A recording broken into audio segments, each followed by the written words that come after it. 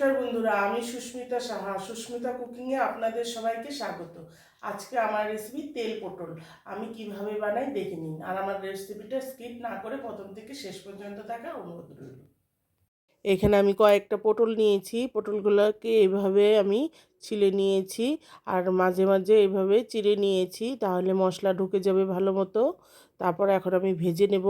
কড়াই বসিয়ে দিয়েছি, সর্ষের তেল দিয়ে দিচ্ছি। সর্ষের তেলে রান্নাটা করব। আর দিয়ে দিচ্ছি লবণ।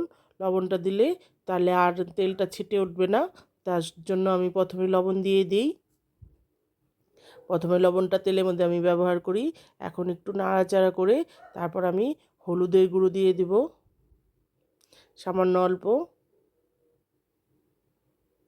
এখন আবারও আমি পটলটাকে 3-4 মিনিট ভালো করে ভেজে নেব।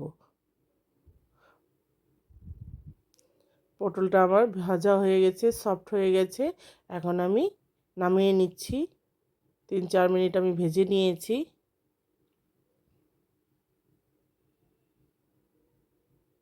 যেই তেলটা আমার বেঁচে গেছে তার মধ্যে আমি আরও 1 চামচ তেল দিয়ে দিচ্ছি। একটা শুকনো লঙ্কার 2 খণ্ড করে ফাটিয়ে, আর দিচ্ছি সামান্য অল্প জিরে। মশলাটাকে আমি ভেজে নিয়েছি। তারপর এখন আমি মশলার মধ্যে দিয়ে দেব 1 চামচ আদা বাটা।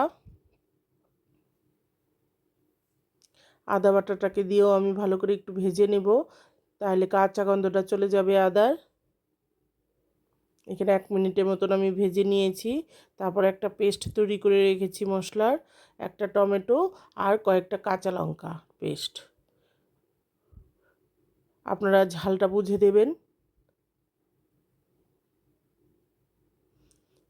আবারও আমি কষিয়ে নিচ্ছি, টমেটোটার যাতে কাঁচা গন্ধটা চলে যায়। আমি 2 মিনিট একটু কষিয়ে নিয়ে তারপর গুঁড়ো মশলা দেব। আমি কষিয়ে নিয়েছি, এখন গুঁড়ো মশলা দিচ্ছি। হলুদের গুঁড়ো 1 চামচ, ধনের গুঁড়ো 1 চামচ, জিরের গুঁড়ো 1 চামচ আর কাশ্মীরি লঙ্কার গুঁড়ো 1 চামচ।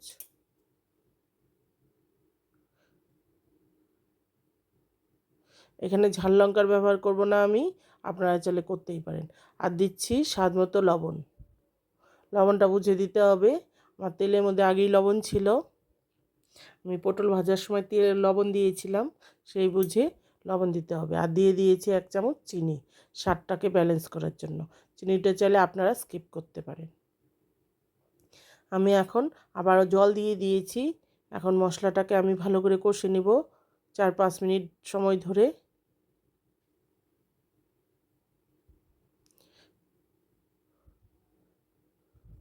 আর একটু জল দিয়ে দেব।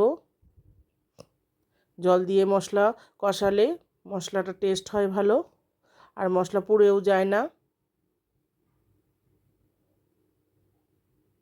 দেখুন আমি কষিয়ে নিয়েছি, আমার মশলা থেকে তেল ছেড়ে দিয়েছে, কালারও চেঞ্জ হয়ে গেছে। এখন ভেজে রাখা পটলটা দিয়ে দেব।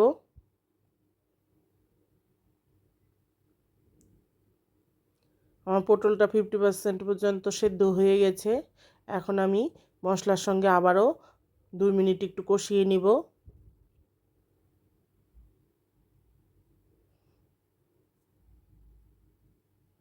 আমি 2 মিনিট কষিয়ে নিয়েছি পটলটা।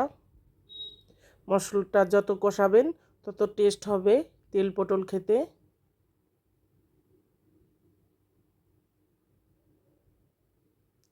তারপর এখন আমি 1 কাপ পরিমাণে জল দিয়ে দিচ্ছি।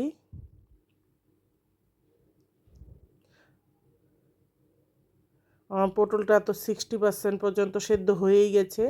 আর একটু জল দিয়ে দিচ্ছি, আর একটু সেদ্ধ হবে, তাহলে একদম পটলটা সফট হয়ে যাবে, খেতে ভালো লাগবে, মশলাও ঢুকে যাবে।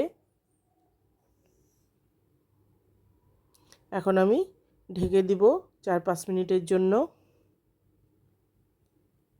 দেখুন আমি 5 মিনিট পরে ফিরে আসছি।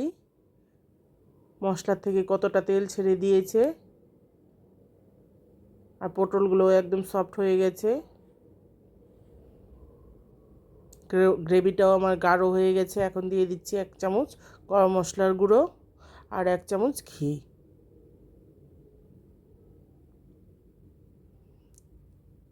এখন আমি মিশিয়ে